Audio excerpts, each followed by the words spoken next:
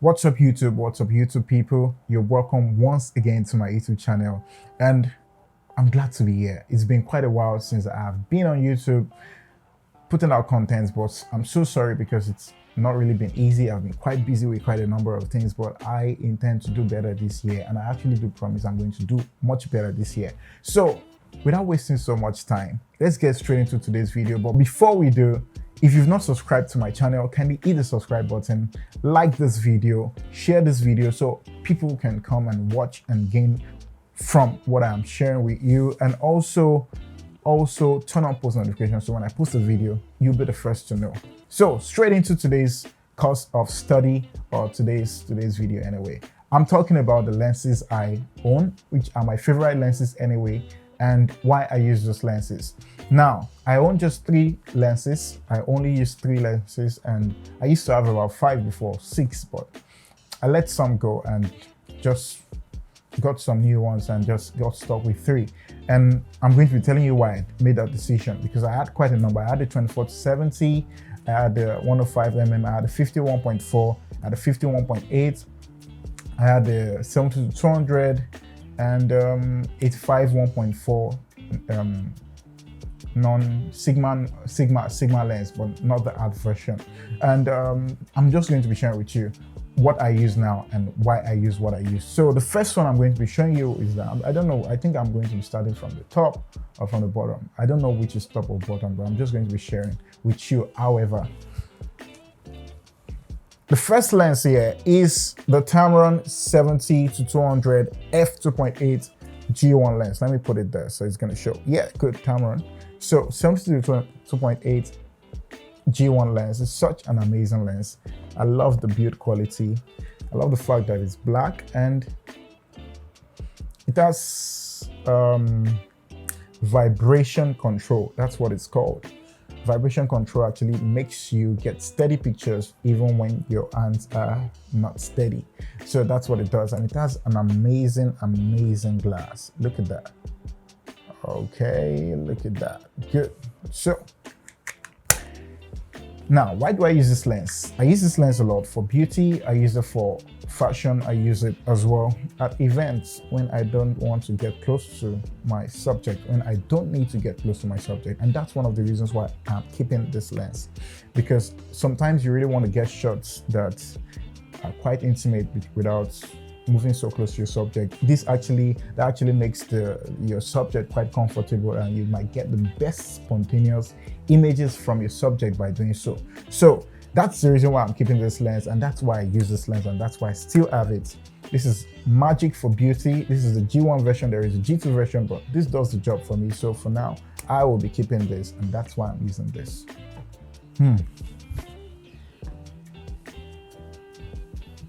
The next lens that I use is the one I'm currently filming with, and that's the RF35 f1.8 macro lens. This is what it looks like.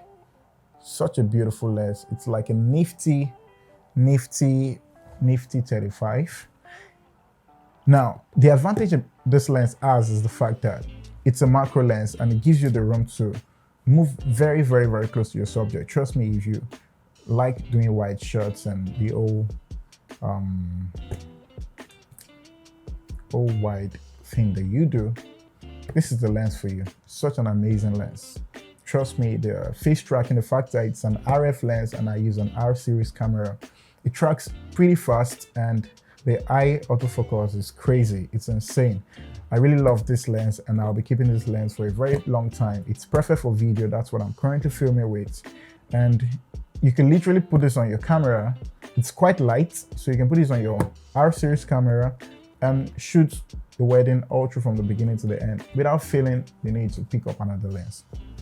That's the advantage of this lens, and it's f1.8, so it lets in quite a number of light, or quite an amount of lights, and pretty much. So that's it. The Canon RF35 f1.8 macro lens. And before I get to the final one, I have a lens here that I used to own, but I don't own it anymore. But I'm going to be sharing this lens with you. It's also a macro lens, and it's the Sigma 105mm macro lens. As you can see, this is how it looks. So it's a Sigma 105mm macro lens. I use this a lot for beauty. I use this a lot also for portraits as well. And I use this for product photography and also wedding details. So that's the advantage this lens has. And the reason why I let this lens go, like I said, I don't own it anymore. I'm only using it. I'm borrowing it to just talk about this lens in this video. The reason why I'm letting it go is because I have a 35mm that is also a macro lens, and I really just needed this for beauty and wedding details or product photography. It's something I can achieve using my 70-200 and also my 35mm macro. So this is just probably going to stay in my bag without being useful. So I didn't want to keep it since I didn't really need it. Maybe I could buy it again maybe I could buy the RF100mm macro lens at some point, which is a very huge possibility, and I look forward to that time. But for now, I'm letting this go. Sorry, did I say I'm letting this go? I already let this lens go. So yeah, pretty much. It's an amazing lens anyway. So,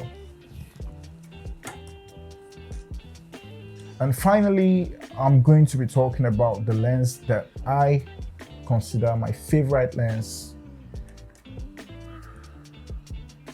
Guess what this lens is? It's the Sigma 85mm f1.4 art lens. Let me just put it there so you can see.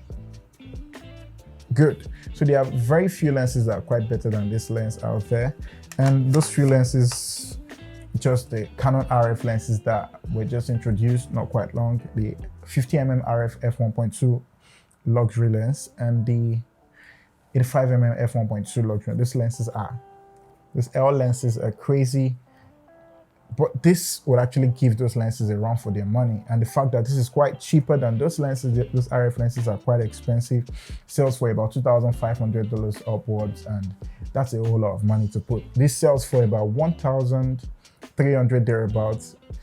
I bought it in Naira, so bought it well over 500k, a little over 500k. So you can have this. If you have that money, you can buy this from any store online within Nigeria or abroad. And yes, I use this a lot for portraits, an f1.4 lens, and it lets in a lot of light, and which is one of the reasons why I actually do like this lens. Lets in a lot of light, and it's stack sharp at f1.4. I can get portraits at f1.4 without bothering about the sharpness, and I can also get full pictures at f1.4 without bothering about how sharp my images look. My camera is about 27 megapixels, so it gives me the room to feel, okay, I will get sharp images. So far my focus is locked on. The eye tracking on this is also very good. The face tracking is also very good. The build quality, pretty decent, and I like the fact that it looks black, suits well with my camera. So that's basically the reason why I use this lens, because it's amazing. I use it for events, portraits, anything, beauty as well. And yeah, my next video, I'm going to be giving you a hack on how to use this non-macro lenses to get macro images on your camera. So thank you so much for watching my video. That's pretty much everything about the lenses I use and how I use those lenses and why I use those lenses. And if you like this video, kindly hit the like button, share this video so others can watch, and hit the subscribe button if you've not subscribed to my channel. Please and please and please get us to 1,000 subscribers so we can continue rolling a lot of content. I look forward to sharing some more knowledge with you guys and some more content with you guys later. Have a wonderful time, and thank you so much for joining in this time.